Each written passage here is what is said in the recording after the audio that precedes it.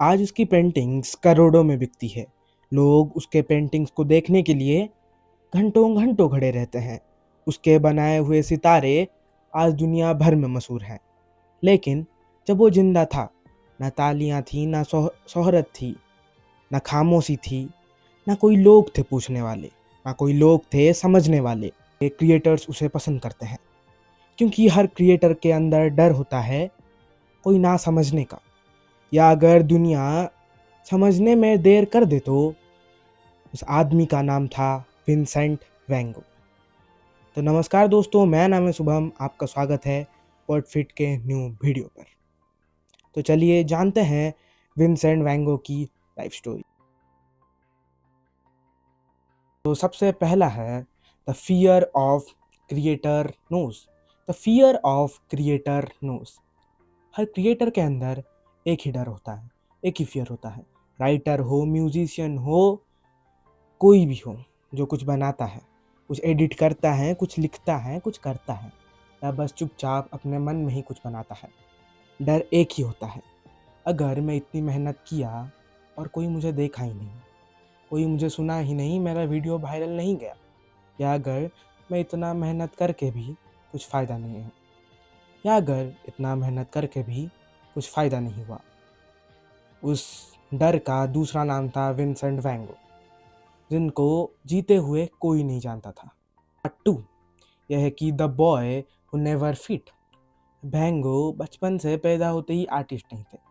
उन्होंने बहुत कुछ ट्राई किया था, टीचरशिप, रिलीजियस वर्क, और इसलिए ट्राई किया था क्योंकि वो थोड़ा ज़्यादा सोच पाते थे।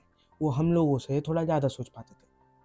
और सब कुछ ट्राई करने के बाद उन्हें लगा कि मैं कहीं पर भी फिट नहीं हूँ। वो थक गए थे, चौंक गए थे, वो डर गए थे, वो हौसला गवा बैठे थे। वो कहते मैं फिट नहीं हूँ। वो डर गए थे, वो चौंक गए थे, वो थक गए थे। कभी कभी तन्हाई लोगों की कमी से नहीं, कभी कभी अपनी कमी से आती है, अपनी दुनिया से आती है, जब तुम खुद के अंदर ही थक जाते हो। और भेंगो के अंदर एक पूरा आसमान था, जो आसमान में अनगिनत तारे थे, अनगिनत आइडिया थे। 3 व्हेन पेन बिकम स्टार्स। जब पेन तारे बन जाते हैं, स्टार्स बन जाते हैं। फिर एक दिन आता है जब वैन गो अपना पेंट ब्रश उठाते हैं। वो दिन आता है जब वो बोल नहीं पाया, वो जब समझ नहीं पाया, वो जब कुछ कर नहीं पाया। उसने आसमान बनाया। उसके आसमान कभी ठहरते नहीं थे, उसके आसमान कभी रुके नहीं थे। उसकी रातें चलती है, उसकी तारें घूमते हैं, जैसे उसके कानभास सांस ले रही है। वो दुनिया नहीं बना रहा था, वो बना रहा था तो बस फीलिंग्स, इमोशंस, जो लोग फील कर सकें। उसकी आर्ट अभी लोग बहुत देखने जाते हैं, घंटों घंटों लोग खड़े होते हैं उसको, आर्ट को देखने के लिए। मैं तो कहता हूँ वो देखते नहीं हैं, कुछ आर्ट महसूस करते हैं। कुछ आर्ट महसूस करने से वो इमोशन, वो डिलेमा, वो पेन अपने अंदर आता है। वैन गो इतने बड़े आर्टिस्ट थे जो आर्ट को बस आर्ट नहीं कहते थे, वो आर्ट को फीलिंग से जोड़ देते थे। 4 है द साइलेंस, और अकेलापन। और हम कह सकते हैं ये सब इंडिविजुअल क्रिएटर का होता है। जब पहला पहला वीडियो डालते हैं, ग्रो नहीं करता, बहुत पेन होती है। आज दुनिया कहती है उनके आर्ट्स को लेजेंड, मास्टरपीस, जीनियस, लेकिन उस वक्त बस साइलेंस, सब चुप था। रोज मेहनत करना, रोज क्रिएट करना, रोज अपना जी जान लगा देना, बस खामोशी, no appreciation, no audience, no pain. और तब तो इंस्टाग्राम, यूट्यूब जैसे प्लेटफॉर्म भी नहीं थे जो वायरल हो जाए।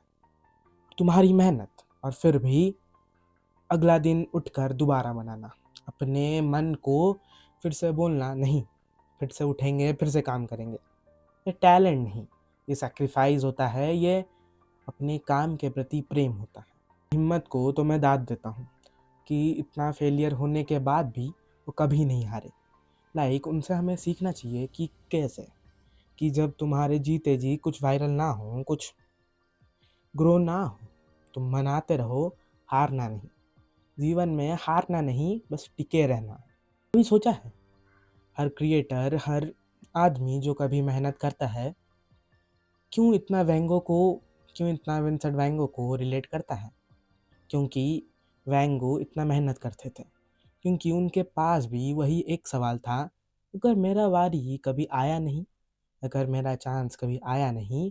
ये सवाल हर कोई पूछता है, स्टूडेंट, म्यूजिशियन, एडिटर, लाइक आप भी, मैं भी, जो कंटेंट क्रिएशन करते हैं, नहीं तो आप अगर कहीं जॉब करते हैं उधर भी पूछते हैं कि मेरा अगर इंक्रीमेंट नहीं हुआ तो, अगर मैं टॉप अथॉरिटी में नहीं गया तो, और स्क्रीन के उस तरफ कोई जवाब नहीं होता।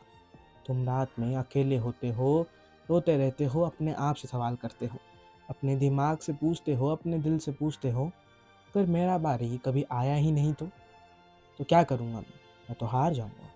और इसीलिए विंसेंट को ज़्यादा लोग कनेक्ट करते हैं, क्योंकि उनके जीते जी इतना मेहनत की, लेकिन उनको कोई पूछा ही नहीं। उनके मरने के बाद उनको अभी सब कुछ मिला, लेकिन जब वो जिंदा थे, जब वो चाहते थे कोई उनका तारीफ करे, तब वो अकेले थे, लेकिन उन्होंने मेहनत करना बंद नहीं किया। तो मैं कुछ बुक रिकमेंड करना चाहता हूँ, अगर तुम विंसेंट को सुनना नहीं चाहते, उनके बारे में कुछ पढ़ना चाहते हो, तो शुरू करो the letters of Vincent van Gogh. Google पे मिल जाएगा, नहीं तो मैं आपको लिंक दे दूँगा। और क्योंकि पेंटिंग्स बस आर्ट दिखाती है, लेकिन उसका लेटर्स, उसका बातें उस इंसान को समझने में हेल्प करती है, उसका किरदार, उसका चरित्र दिखाती है। और क्रिएटर्स के लिए एक बुक है, लॉस्ट फॉर लाइफ, वैन गो का ही है, कैन रीड इट। तुम इतना मेहनत करते हो फिर भी अगर वायरल नहीं जाते, उसमें थोड़ा पढ़ो, एक आर्टिस्ट को पहचानो कैसे वो मेहनत करता है। तो अंत में बस यही कहूँगा कि सबसे ज़्यादा दुख तब नहीं लगता जब तुम्हें कोई पहचाना नहीं, कि दुनिया नहीं। दुख लगता है जब दुनिया देर से आती है, जब तुम्हारा टाइम ख़त्म हो जाता है। क्योंकि आज भी हिस्ट्री में एक बंदा हाथ में ब्रश लिए खड़ा है, कि वेट कर रहा है कि कोई आके मेरे को समझे, कोई मेरी पेंटिंग को समझे। वही सबसे ज़्यादा दर्दनाक है। इसलिए याद रखना कि तुम अगर कुछ क्रिएट कर रहे हो, तुम मेहनत कर रहे हो, वायरल नहीं जा रहा है, याद रखना हिस्ट्री देर से आती है, लेकिन आती ज़रूर है। Wait until your turn. तो आज के लिए बस इतना ही। मेरा नाम है शुभम, आपको धन्यवाद। अगर आपको वीडियो अच्छा लगा देन लाइक करिए, नए हो तो सब्सक्राइब करिए। अगर कुछ अच्छा लगा कमेंट करिए, नहीं लगा तो भी कमेंट करिए। अभी बज रहे हैं दोपहर के 2 और गर्मी बहुत है। मैं कुछ नहीं लगाया हूँ, फ़ैन वैन कुछ नहीं लगाया हूँ, तो पूरा ही भीग गया हूँ पसीने से। तो मेहनत को थोड़ा एप्रिसिएशन मिलता है। तो अंत में बस यही कहूँगा, कुछ लोग हारते नहीं, बस दुनिया उन तक देर से पहुँचती है।